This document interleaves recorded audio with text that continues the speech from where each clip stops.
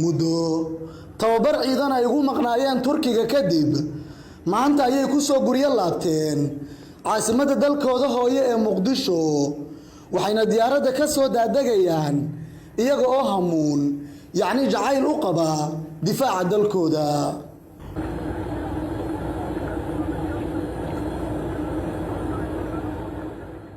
wasiirka wasaaradda gaashaandhigga xukuumadda federaalka Soomaaliya oo ay garba socdaan saraakiil ka tirsan taliska ciidanka iyo taliyaha ciidanka dhulka ayaa ciidankan ku soo dhaweeyay Muqdisho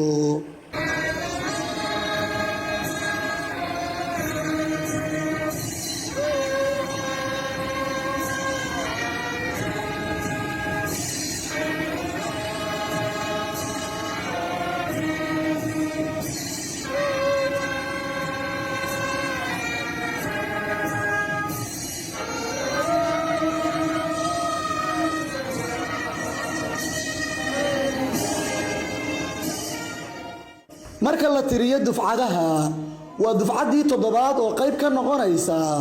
ciidamada xoogga dalka ee Commandoska Gorgor oo tababar ciidan ku soo qaatay Turkiga ciidanka loo yimid maanta dhamaantiin assalaamu calaykum waraxmatullaahi wabarakaatu General Biixi taliyaha ciidanka dhulka Soomaaliya ayaa kula dardaarmay dhaarsanayaashan ka mid ah Commandoska Gorgor inay ka fogaadaan qabiil waxaana dhinaca kale uu sheegay in dawladda Soomaaliya ay higsanayso in Turkiga ay kala mid noqoto dhinaca awoodda iyo horumarada kale ama qof walba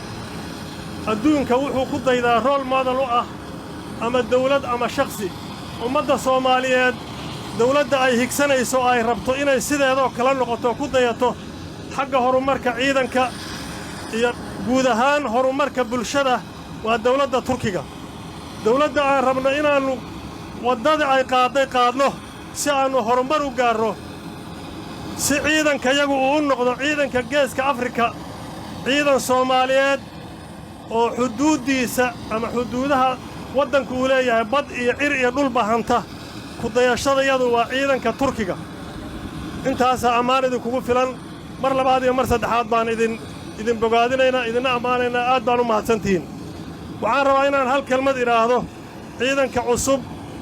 ee soo biiray ee nugu yimid waad arkaysaan sida laydiin soo dhoweeyey waxay ka turjumaysaa sidii markii hore laydinku qoray oo aad ciidanka ugu soo biirteen ciidankan Gorgor waxaan rabaa inaan ummadda Soomaaliyeedna u sheego waa ciidan qaran waxay ku noqdeen markii hore oo la qorahayay waxaa loo qoray si qarannimo ah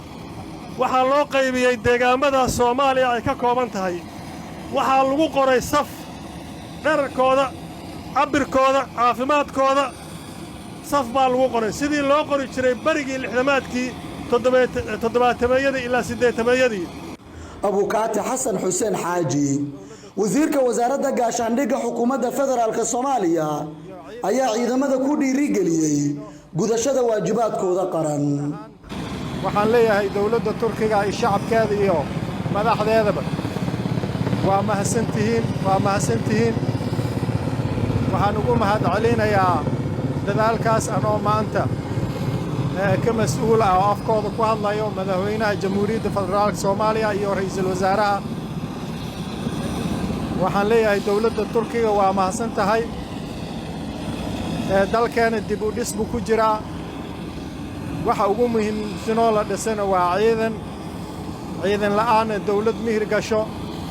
waxaan rabnaa dawladda Soomaaliyeed haddaan nahay inaan dhisno ciidan ilaaliyo dhulka badda iyo cirka cadowga ka ilaaliyo isla markaasna ilaaliyo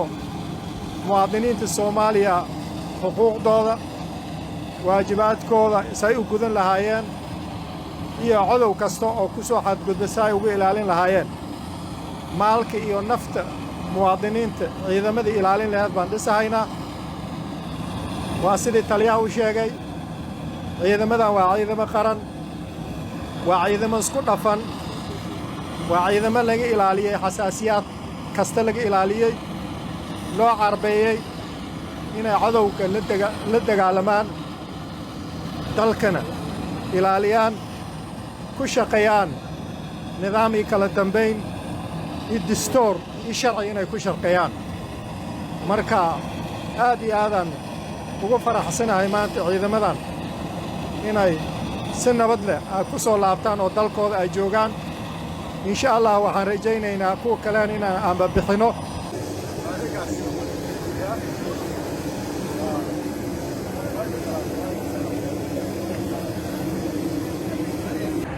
waa dubcaddii toddobaad oo ka tirsan ciidanka xoogga dalka Soomaaliya gaar ahaan kumaandoska Gorgor oo tababar ku soo qaata dalka Turkiga dibna ugu soo laabta Soomaaliya gaar ahaan magaalada Muqdisho ee caasimadda dalka si ay qayb uga noqdaan ammaanka dalka uguna biiraan kumaandoskii iyaga ka horreeyey ee tababarka ugu soo qaatay horay dalka Turkiga